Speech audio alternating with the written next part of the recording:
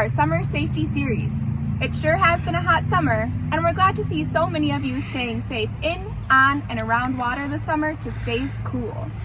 Getting too hot can be very dangerous, so we're going to be teaching you some ways that you can stay cool this summer and treat any heat-related illnesses like heat exhaustion. Then after, we're going to teach you a fun activity that you can do in the water to stay cool. In recent years, excessive heat has caused more deaths than all other weather events, including floods. A heat wave is a prolonged period of excessive heat, usually about 10 degrees or higher above the average, often combined with excessive humidity. You will likely hear weather forecasters use these terms if a heat wave is predicted in your community. Excessive heat watch. This means that conditions are favorable for an excessive heat event to meet or exceed local excessive heat warning criteria in the next 24 to 72 hours. Heat advisory. This means that the heat index values are forecasting to meet locally defined advisory criteria for 1 to 2 days, with daytime highs between 100 and 105 degrees Fahrenheit. Excessive heat warning. This means that heat index values are forecasting to meet or exceed locally defined warning criteria for at least 2 days, with daytime highs between 105 and 110 degrees Fahrenheit. To avoid getting caught in a heat wave, you can follow these steps before the weather is in your area. Listen to local weather forecasts and stay aware of upcoming temperature changes. Be aware of both the temperature and the heat index. The heat index is the temperature the body feels when the effects of heat and humidity are combined. Discuss heat safety precautions with members of your household. Have a plan wherever you spend time, home, work, and school, and prepare for power outages. Check the contents of your emergency disaster kit in case a power outage occurs. Know those in your neighborhood who are elderly, young, sick, or overweight. They are more likely to become victims of excessive heat and may need help. If you do not have air conditioning, choose places you could go to for relief from the heat during the warmest parts of the days, such as schools, libraries, theaters, or malls. Get trained in first aid to learn how to treat heat-related emergencies, and ensure that your animal's needs for water and shade are met. When a heat wave hits, you will want to take the following steps to keep you and your family safe. Listen to NOAA Weather Radio for critical updates from the National Weather Service. Never leave children or pets alone in enclosed vehicles. Stay hydrated by drinking plenty of fluids, even if you don't feel thirsty. Make sure to avoid drinks with caffeine or alcohol. Eat small meals and eat more often. Avoid extreme temperature changes. Wear loose-fitting, lightweight, light-colored clothing. Avoid dark colors because they absorb the sun's rays. Slow down. Stay indoors and avoid strenuous exercise during the hottest part of the day. Postpone outdoor games and activities. Use a buddy system when working in excessive heat. Take frequent breaks if you must work outdoors.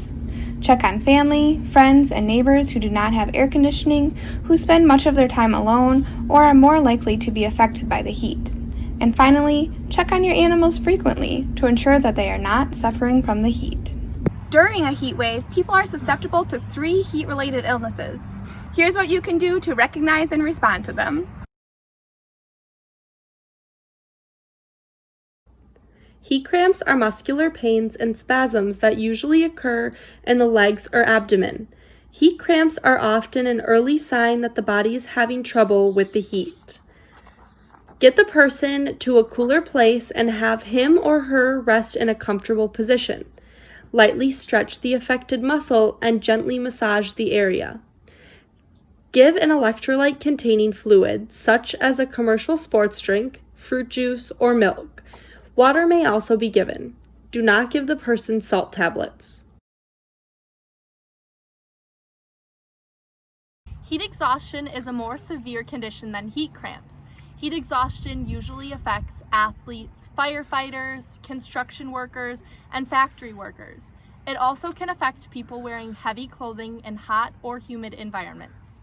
Signs of heat exhaustion include cool, moist, pale, ashen, or flushed skin, headache, nausea, dizziness, weakness, and exhaustion.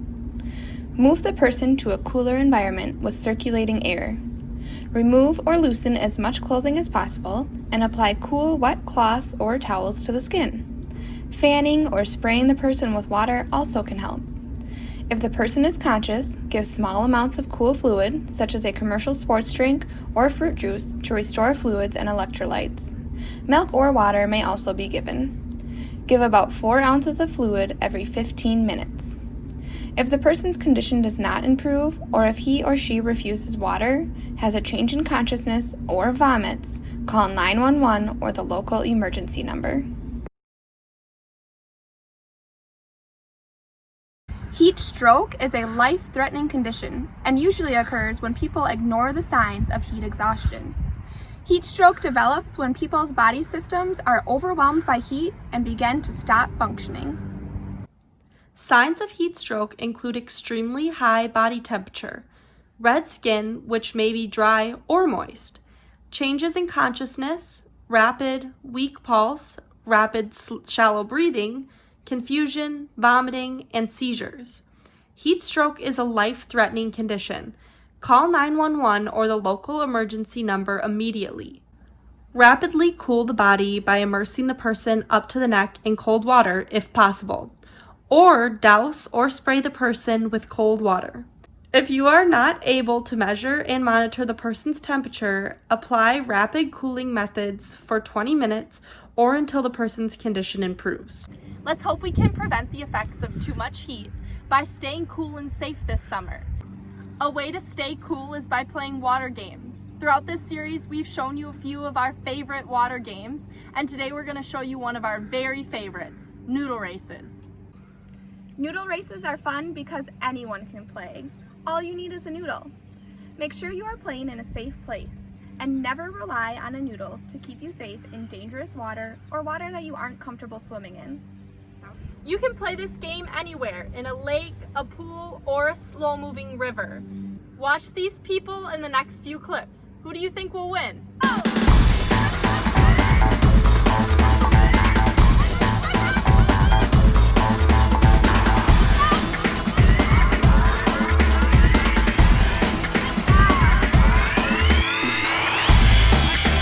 Wow, that was a close one. Have any of you guys ever played this game? Comment below if you have, and if you have any other fun water games we can play. Check back next week for some boating safety tips and another fun water game. Bye!